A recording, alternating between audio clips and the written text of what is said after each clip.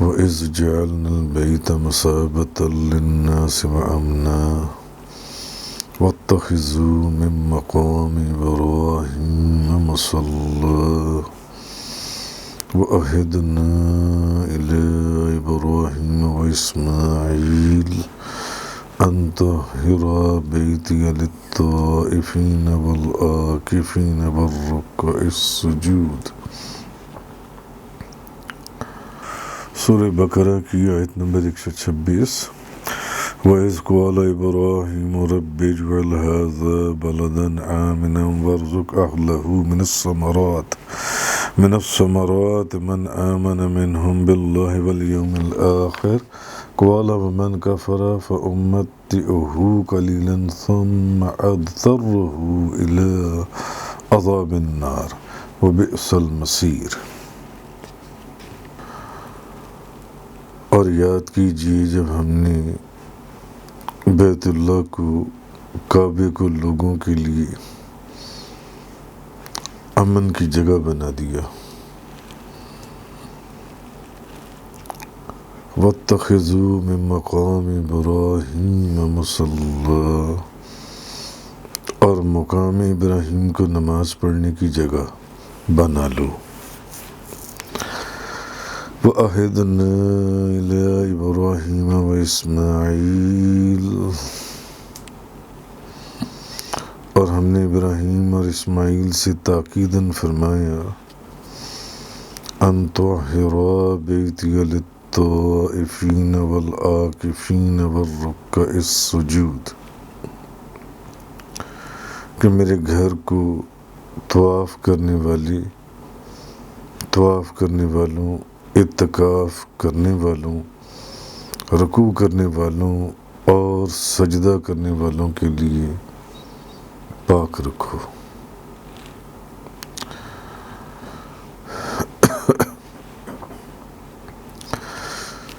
وَإِذْ جَعَلْنَا الْبَيْتَ مَثَابَةً لِلنَّاسِ وَأَمْنًا، مثابہ کا معنی ہے لوٹنے کی جگہ۔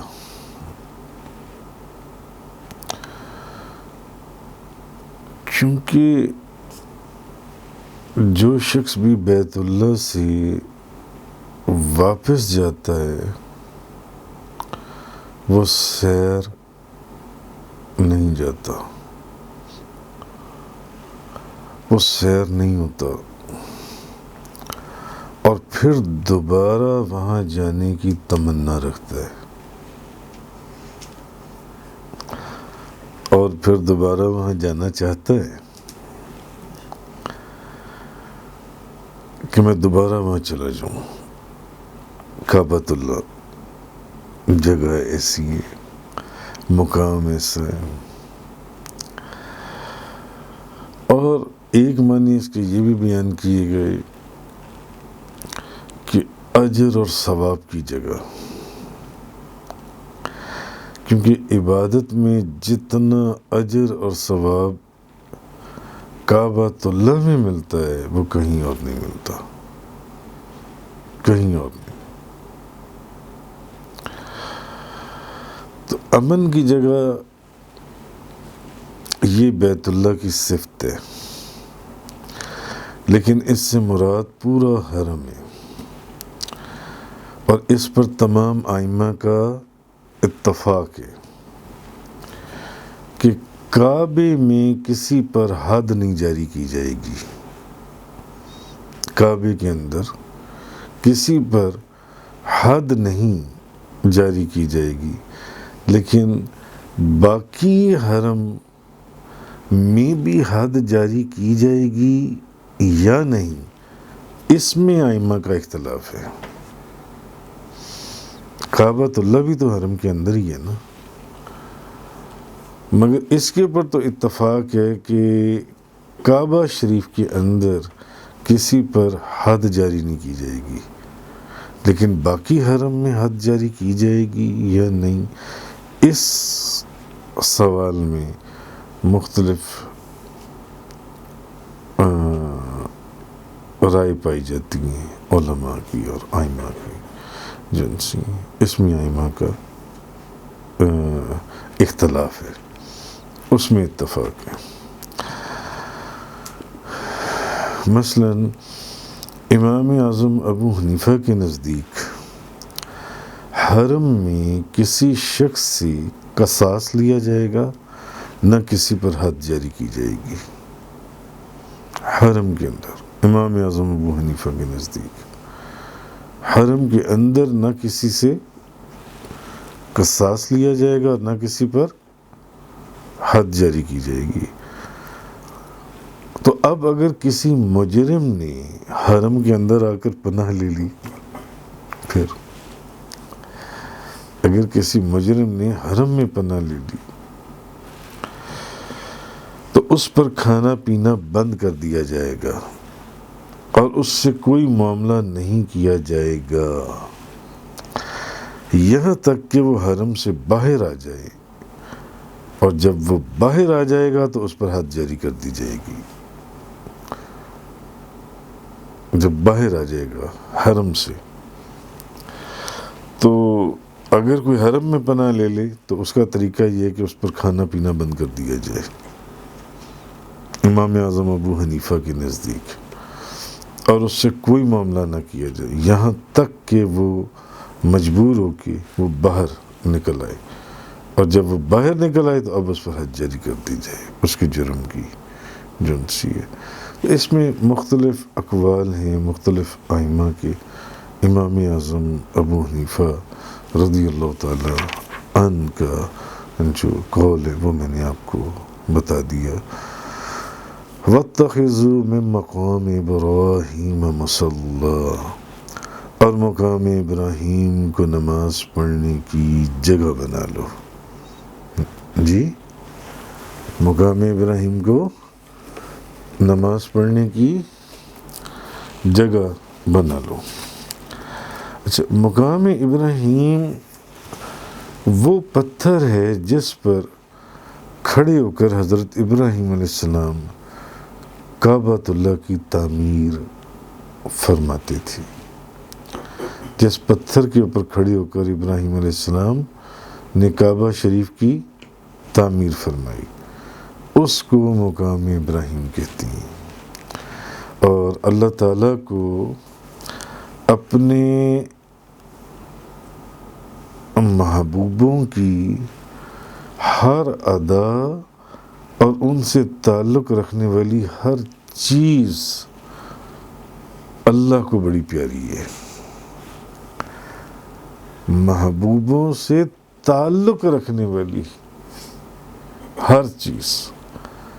اور اپنے محبوبوں کی ادائیں یہ اللہ کو بڑی پیاری ہیں، کیونکہ وہ پتھر جس پر ابراہیم علیہ السلام کھڑے ہو کر کعبۃ اللہ کی تعمیر فرماتے تھے، وہ بے جان اور بظاہر ایک حقیر پتھر، مگر جب ابراہیم علیہ السلام کے پاؤں اس پتھر کو لگ گئے تو اب وہ پتھر حقیر نہیں رہا، اب وہ پتھر کوئی عام پتھر نہیں رہا، اب وہ پتھر ایک خاص پتھر ہو گیا۔ اتنا خاص ہوا کہ حرم کے اندر اس کو نصب کر دیا گیا، اس کو رکھ دیا گیا ایک جگہ کے اوپر، جی، کہ وہ پتھر جسے حضرت ابراہیم علیہ السلام کے پاؤں چھو جانے کا شرف حاصل ہوا، وہ قدرت کی نگاہ میں اتنا عزیز اور عظیم الشان ہو گیا کہ نبی کریم صلی اللہ علیہ وسلم کی امت کو حکم دیا جا رہا ہے کہ اس پتھر کو اپنی جائے نماز بناؤ، جب طواف کر لو تو وہاں جا کے 2 نفل پڑھو، جی، اسے اپنی جائے نماز بناؤ۔ وَاتَّخِذُوا مِن مَقَامِ إِبْرَاهِيمَ مُصَلًّى۔ تو آج جو لوگ حج کرنے جاتے ہیں اور عمرہ کرنے جاتے ہیں اس پتھر کو دیکھتے ہیں وہاں پر، اور ہزاروں لاکھوں کروڑوں حاجی اور عمرہ کرنے والے لوگ جو ہیں اس پتھر کی زیارت کرتے ہیں کہ وہ مطاف والی جگہ کے اوپر وہ پتھر آج بھی ایک شیشے کی کرسٹل کی بوٹل میں موجود ہے جی۔ اس آیہ کریمہ کے اندر اللہ تبارک و تعالیٰ نے وَإِذْ جَعَلْنَا الْبَيْتَ مَثَابَةً لِلنَّاسِ وَأَمْنًا، جی، اور یاد کرو جب ہم نے بنایا اس خانہ کعبے کو لوگوں کے لیے ایک مرکز اور امن والی جگہ، وَاتَّخِذُوا مِن مَقَامِ إِبْرَاهِيمَ مُصَلًّى، اور ابراہیم علیہ السلام کے کھڑے ہونے کی جگہ کو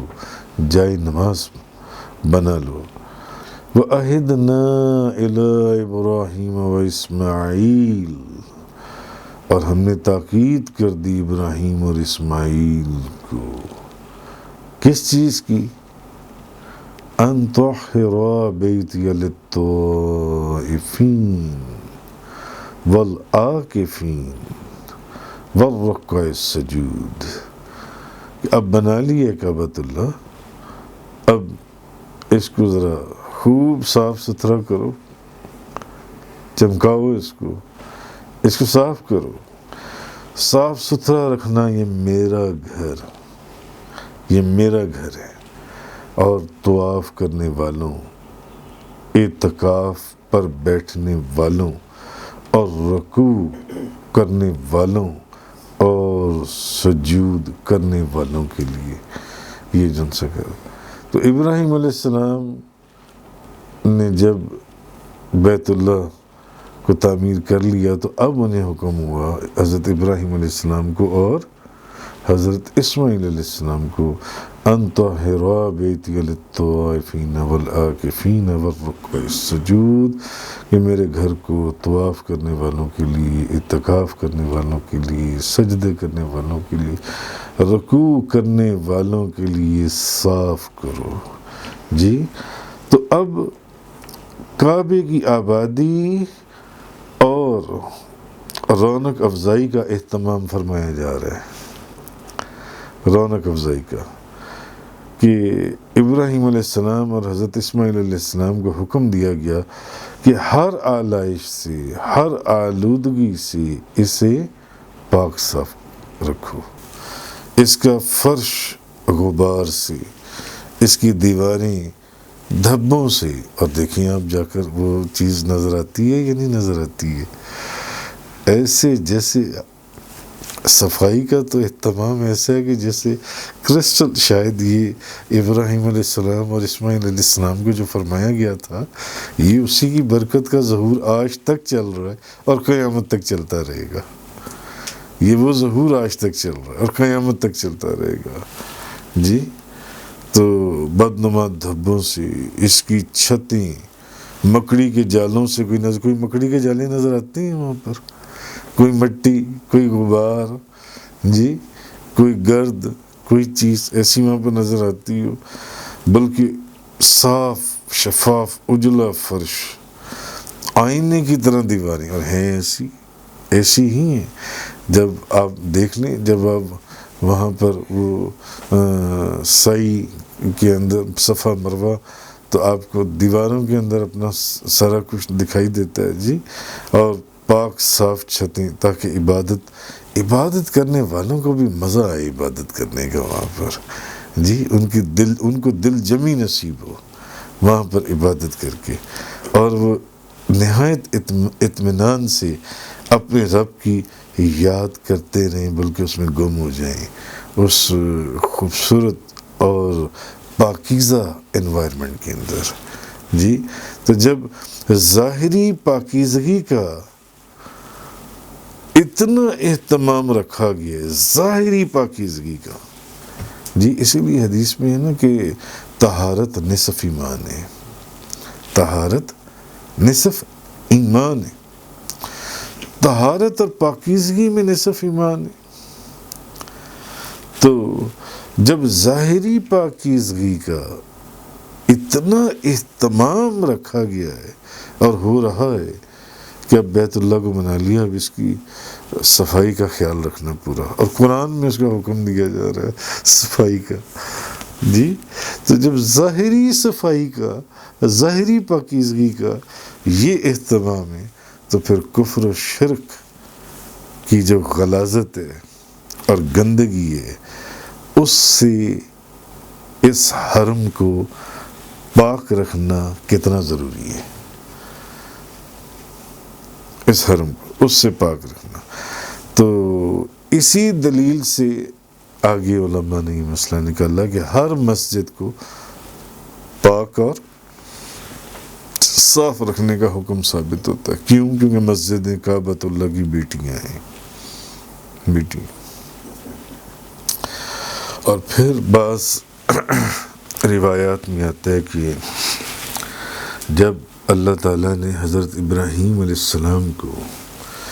اور حضرت اسماعیل علیہ السلام کو یہ حکم فرما دیا، ان طہرا بیتی للطائفین والعاکفین والرکع السجود، اور اس کو خوب صاف ستھرا کرو، صاف ستھرا کرو اس کو، جی، طواف کرنے والوں کے لیے، اعتکاف کرنے والوں کے لیے، سجدے کرنے والوں کے لیے، رکوع کرنے والوں کے لیے. تو اب جھاڑو پکڑ کر جب حضرت ابراہیم علیہ السلام صفائی کرنے لگے کعبۃ اللہ کی، تو باد صبا حاضر خدمت ہوئی، اور باد صبا نے کہا اے اللہ کے خلیل، اب یہ جو صفائی کا کام ہے، یہ جو آپ اب کرنے لگی ہیں، یہ مجھے آپ یہ خدمت مجھے عطا فرما دیں. تو اجازت ہوئی کہ ٹھیک ہے تم صفائی کرو. اب باد صبا نے تمام کنکر اور ذرات اور خس و خاشاک اکٹھے کیے بیت اللہ کے، جی، بیت اللہ کعبۃ اللہ کے. جب ان خس و خاشاک اور کنکر اور ذرات جب ان کو باد صبا نے اکٹھا کر لیا، تو اب حکم ہوا کہ اس کو روئے زمین پر پھیلا دو، پوری زمین پر پھیلا دو. تو یہ زمین پر مختلف جگہوں کے اوپر جا کر گرے، مختلف جگہوں پر جا کر گرے. جہاں جہاں یہ گرے وہاں وہاں مسجدیں بنیں گی، وہاں وہاں مسجدیں بنی، کعبۃ اللہ کی بیٹیاں. جہاں جہاں یہ کنکر اور ذرات کعبۃ اللہ کی اور یہ تنکے اور ساری چیزیں جا کے گری، وہاں وہاں پر مسجدیں بنی. جی تو کعبۃ اللہ کی ذرات کا یہ عالم ہے کہ جہاں وہ گریں، کعبۃ اللہ کے ذرات، ذرے مٹی کے، ریت کے، جی، کنکر اور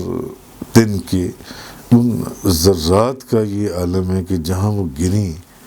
وہاں مسجدیں کعبۃ اللہ کی بیٹیاں بنیں. جی تو کعبے کی نگاہ کے انوار کا عالم کیا ہوگا، کعبے کے کہ جن کی مرضی کے لیے، جن کی خوشی کے لیے کعبے کو قبلہ بنا دیا گیا، ان کی نگاہ کے انوار کا عالم کیا ہوگا کہ اگر وہ نگاہ ڈھکی شریف کے اوپر پڑی تو کسی کو بدر الدین بنا دیا، پاک پتن شریف میں بنی تو فرید الدین بنا دیا، ہاں، پاک پتن شریف میں پڑی تو فرید الدین بنا دیا، مہرولی میں پڑی تو قطب الدین بنا دیا، اور کلیر شریف میں پڑی تو علاء الدین بنا دیا، جی، بغداد میں پڑی تو شہاب الدین بنا دیا، بخارا میں پڑی تو بہاء الدین بنا دیا، اجمیر میں پڑی تو معین الدین بنا دیا، جی، پاک پتن میں پڑی تو شیخ ظہیر الدین بنا دیا، اور بغداد میں پڑی تو غوث اعظم شیخ محی الدین بنا دیا کہ کعبے کے ذرات کا یہ عالم ہے کہ جہاں جہاں وہ پڑھے وہاں مسجدیں بنی، تو کعبے کا جو کعبہ ہے اس کی نگاہ کیے، تاجدار دو جہاں کی نگاہ کی انوار کا عالم کیا ہوگا۔ تو اللہ تبارک و تعالیٰ نے اس آیہ کریمہ کے اندر مقام ابراہیم اور حرم کی امن ہونے کا بیان فرمایا اور کعبہ شریف کو پاک اور صاف رکھنے کا حکم فرمایا۔ تفسیر قرآن کا یہ لیکچر انگلش میں سننے کے لیے براہ کرم ڈسکرپشن میں موجود لنک پر کلک کریں۔